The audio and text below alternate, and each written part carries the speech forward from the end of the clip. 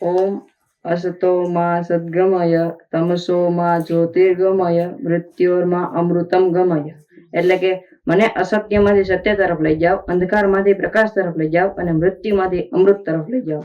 આનો સીધો અર્થ એવો થાય છે કે આ શ્લોકમાં વિકાસનું કીધું છે કે આ અંધકારમાંથી પ્રકાશ અને મૃત્યુમાંથી અમૃત તરફ લઈ જાઓ. એટલે વિકાસ આપણો થાય તો આપણે અમૃત સુધી પહોંચી શકીએ અને પ્રકાશ તરફ જઈ શકીએ. તો હું મારે મુદ્દાની શરૂઆત કરું છું. વિકાસ એટલે આગળ વધવું, વિકાસ એટલે બદલાવવું, વિકાસ એટલે વૃદ્ધિ. ગઈકાલે આપણે જેવા હતા એના કરતા આજે વધારે સારા બનીએ, આજે જેવા છીએ એના કરતા આવતીકાલે હજી વધારે સારા બનીએ, સતત ને સતત લગાતાર સારો બનવાનો પ્રયત્ન કરીએ. એટલે કે વિકાસ એટલે જે આપણું અંદરની જેટલી બધી વસ્તુ છે ને, અંદરની જેટલી શક્તિ છે ને એને આપણે બહાર કાઢવાની કીધી છે. આપણે બહારનો જે દેખાવ છે, જેમ કપડા છે, રૂપાળા છીએ, એ વિકાસ નથી. અને આપણે સતત વધ્યા રાખીએ એ વિકાસ નથી. એ તો ખાલી વૃદ્ધિ છે આપણા શરીરની. અને વૃદ્ધિ છે એ એક સમય અટકી જશે, પણ વિકાસ ક્યારે તમારો અટકશે નહીં. પ્રત્યેક વિકાસમાં ફેરફાર અને બદલાવ છે, પણ પ્રત્યેક ફેરફાર અને બદલાવ એ વિકાસ નથી.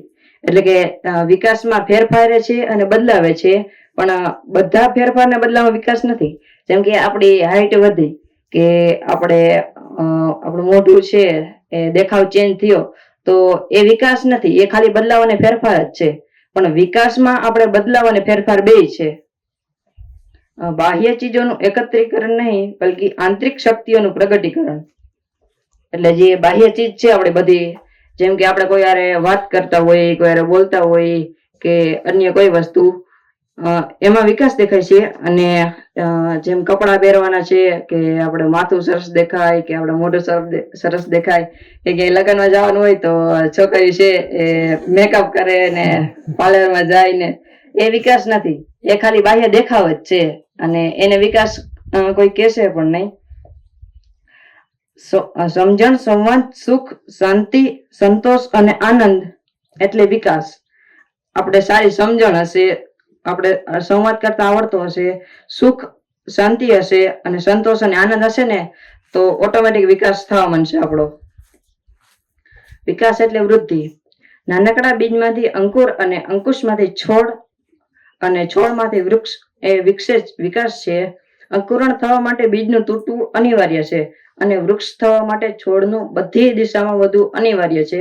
વિકાસમાં સતત ફેરફાર છે, બદલાવ છે, પણ આ ફેરફાર કે બદલાવની દિશા ઉર્ધ્વગામી છે, હકારાત્મક છે. આ ફેરફાર ટૂંક સમય પૂરતો નથી, બલકી કાયમી છે.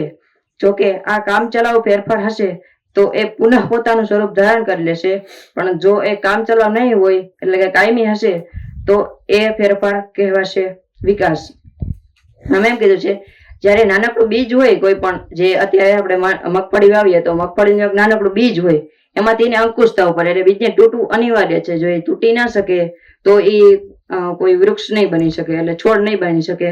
એટલે જો કોઈ પણ બીજ હોય એને આપણે છોડ વાવીએ તો એને બધી દિશામાં વધુ અનિવાર્ય છે. જો એ બધી દિશામાં ના વધે, ખાલી એક સાઈડ વધ્યા રાખે, તો એ કોઈ વાદળો આવે અથવા ધરતીકંપ આવે તો એક સાઈડ પડી જશે, કાયમી માટે ટકી રહેશે નહીં. અને જો એ બધી દિશામાં વધશે તો એ કાયમી માટે ટકી રહેશે અને કોઈને નુકસાન પણ નહીં પહોંચાડી શકે. આ ફેરફાર, જે આપણે વિકાસ હોય એમાં ફેરફાર થાય, એની દિશા ઉર્ધ્વગામી છે. ઉર્ધ્વગામી એટલે આગળ ને આગળ વધ્યા રાખે. સીડી હોય, સીડી ને પગથિયા હોય, આપણે કેમ પગથિયા ચડ્યા રાખી, એમ વિકાસમાં આપણે સ્ટેપ બાય સ્ટેપ ઉપર ચડ્યા રાખીએ. ઉર્ધ્વગામી એટલે ઉપર ચડે એવું, અને હકારાત્મક પણ હોય છે. જો આ ફેરફાર ટૂંક સમય પૂરતો હોય ને તો એ વિકાસ નથી, એ પાછો પુનઃ પોતાનું સ્વરૂપ ધારણ કરી રહેશે. અને આ ફેરફાર જો કાયમી હશે ને તો એ વિકાસ કહેવાશે. વૃક્ષ થવા માટે બીજનું છોડમાં રૂપાંતરણ થવું જરૂરી છે. પતંગિયું શા માટે ઈયળનું કોસેટામાં રૂપાંતરણ થવું જરૂરી છે? એટલે કે પતંગિયું છે અને ઈયળનું કોસેટા છે એમાં રૂપાંતરણ થવું શા માટે જરૂરી છે? કારણ કે એને પતંગિયું બનવું છે, એટલા માટે એ જરૂરી છે. જો ઈયળનો કોસેટો નહીં બને તો પતંગિયું એ નહીં બની શકે, એ ખાલી ઈયળ જ રહેશે. આપણે સૌ વિકાસવા ઈચ્છીએ છીએ અને એટલે જ મથામણ કરીએ છીએ. વસ્તુઓ પાછળની દોડ, સંપત્તિ અને સત્તા માટેની દોડ મૂળભૂત રીતે પ્રાપ્તિની દોડ છે. એટલે વિકાસ છે, વિકાસ એમાં કોઈ સંપત્તિ કે સત્તાની દોડ નથી. આમાં એમ કીધું છે કે વસ્તુઓ પાછળની દોડ, સંપત્તિ અને સત્તા માટેની દોડ એ પ્રાપ્તિની દોડ છે, વિકાસની દોડ નથી. ખાલી આપણે પ્રાપ્ત કરી લીધું એટલે આપણે એમ થયું કે આપણે મોટા વ્યક્તિ બની ગયા, આમ કે તેમ, પણ એ ખરેખર વિકાસ નથી. કારણ કે જો આપણે કોઈ યારે વર્તન કરતા નહીં આવડે, સમજણ આપણી પૂરતી નહીં હોય, કે કોઈ સાથે આપણે સંવાદ નહીં કરી શકીએ, તો એ કઈ કામ નથી. સંપત્તિ હોય કે પછી કોઈ સાધન હોય, એ કઈ કામનું જ નથી. પરંતુ મહત્વની વાત એ છે કે આ પ્રાપ્તિ પછી તૃપ્તિની અનુભૂતિ નથી થતી. એટલે પ્રશ્ન એ ઉઠે છે, આ આપણો વિકાસ છે? હું તમને પ્રશ્ન કરું છું, આપણો વિકાસ છે?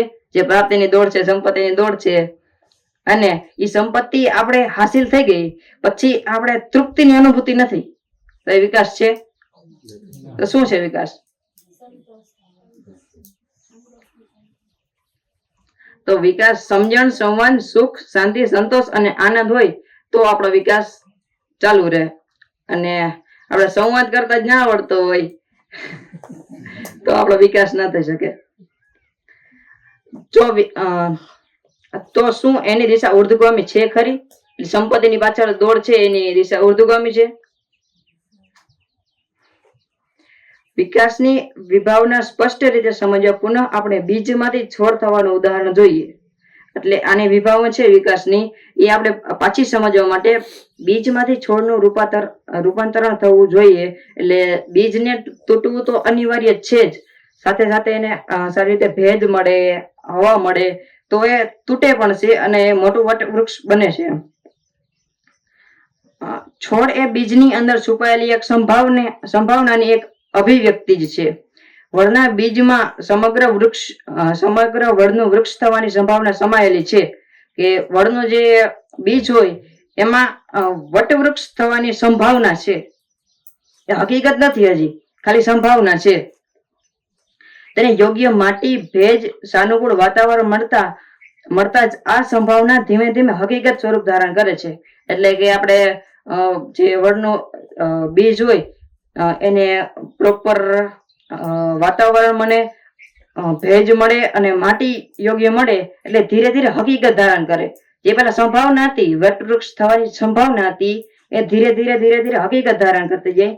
એટલે પેલા બીજ હતું એમાંથી એક સંભાવના હતી કે આમાંથી છોડ થઈ શકે છે, અને એને યોગ્ય માટી, ભેજ અને સાનુકૂળ વાતાવરણ મળતા એ ધીરે ધીરે છોડમાં રૂપાંતરણ થાય છે.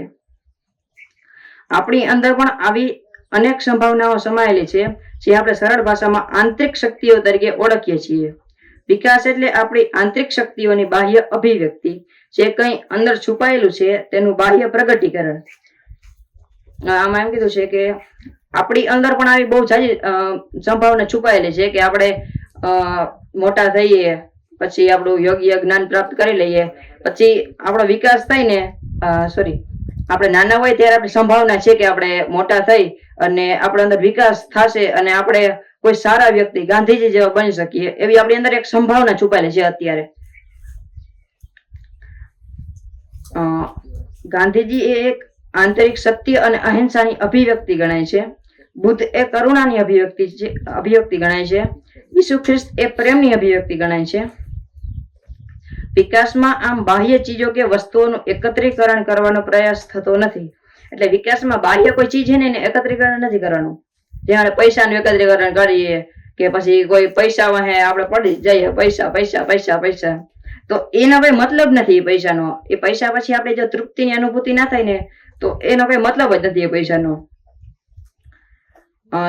પરંતુ સ્વની સંપૂર્ણ અભિવ્યક્તિ કરવાનો પ્રયાસ કરીએ, એટલે પોતાની અંદરની જે વસ્તુ છે એને બહાર કાઢી અને આપણે કોઈ ગાંધીજી જેવા વ્યક્તિ બનવાનો પ્રયાસ કરીએ. અને વિકાસ એટલે ફરી વાર કહી દઉં, વિકાસ એટલે આગળ વધવું, વિકાસ એટલે બદલાવવું, વિકાસ એટલે વૃદ્ધિ. અને ગઈકાલે આપણે જેવા હતા એના કરતા આવતીકાલે હજી વધારે સારા બનીએ. સાદી સરળ ભાષામાં કે કાલે આપણે જેવા હતા એના કરતા આવતીકાલે જેવા હજી વધારે સારા બનીએ એટલે વિકાસ. Thank you.